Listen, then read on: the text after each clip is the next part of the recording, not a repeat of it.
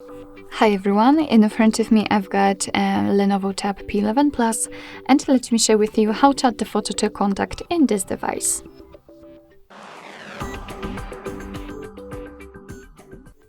So first of all, let's open your contact list. Now let's find the contact you'd like to edit and tap on it.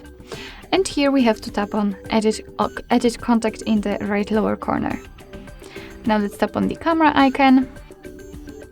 And as you can see here, your device will propose you two different options, so you can either take a photo and then your device will open the camera app.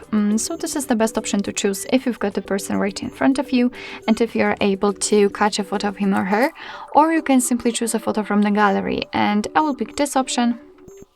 Now let's simply find the photo you'd like to use and tap on it. And got it. And here from this step we can adjust the position of the photo or the size of this highlighted square.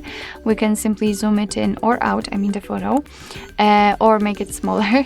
And thanks to this we can actually decide what we will see after saving the whole contact, because basically this area is responsible for it. Here you can rotate the picture. It's up to you how you want to set it, and if you're happy with your choice, just tap on Save Copy.